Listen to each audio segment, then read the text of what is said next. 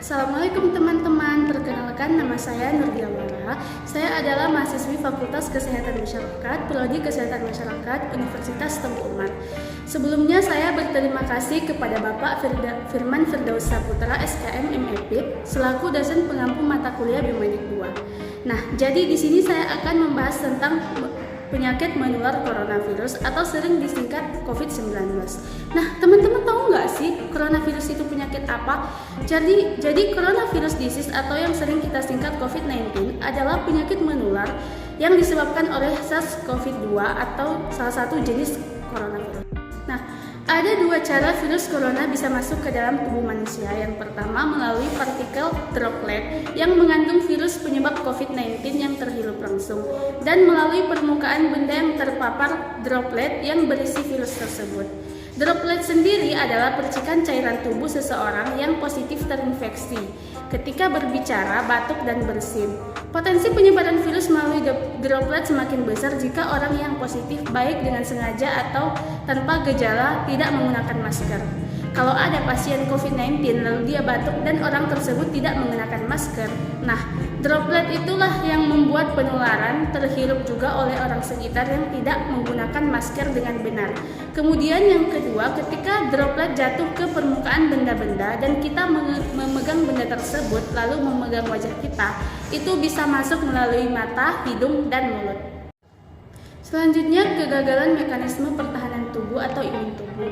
Reaksi tubuh saat terinfeksi virus corona adalah membentuk daya tahan tubuh untuk membasmi virus tersebut. Jika sistem kekebalan tubuh kuat, maka virus akan mati. Namun pada orang yang daya tahan tubuhnya lemah, virus corona bisa sulit dilawan, sehingga muncul gejala yang berat dan komplikasi yang fatal. Sistem kekebalan tubuh akan bereaksi dengan cara mengirim sel darah putih dan membentuk antibodi guna melawan dan membunuh virus tersebut. Ketika terjadi reaksi perlawanan tubuh terhadap virus corona, akan muncul beberapa gejala, misalnya gejala demam. Gejala ini biasanya akan muncul dalam waktu 2-14 hari setelah terpapar virus corona. Pada sebagian orang yang terinfeksi virus, reaksi sistem imun tubuh akan berhasil melawan virus tersebut sehingga gejalanya mereda dan orang tersebut sembuh dengan sendirinya.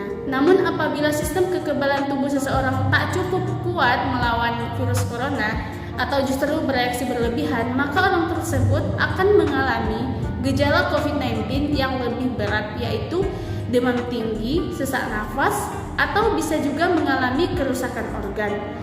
Hal ini lebih berisiko terjadi pada para lansia atau orang yang memiliki penyakit penyerta sebelumnya, misalnya seperti diabetes, kanker, dan HIV. Selanjutnya adalah gejala khas COVID. Gejala seperti flu ditandai dengan demam, meriang, kelelahan, dan batuk-batuk. Gejala pilek ditandai dengan hidung tersumbat atau meler, bersin-bersin, dan tenggorokan kering.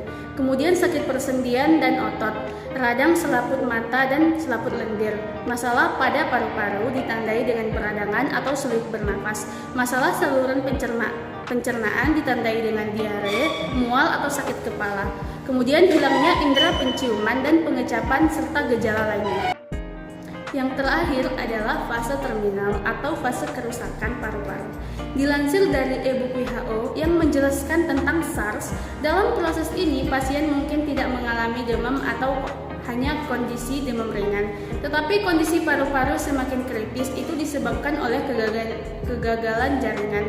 Terdapat dua kemungkinan. Kemungkinan pertama adalah kesembuhan pasien, sementara kemungkinan kedua adalah hasil yang tidak diinginkan, yakni meninggalnya pasien.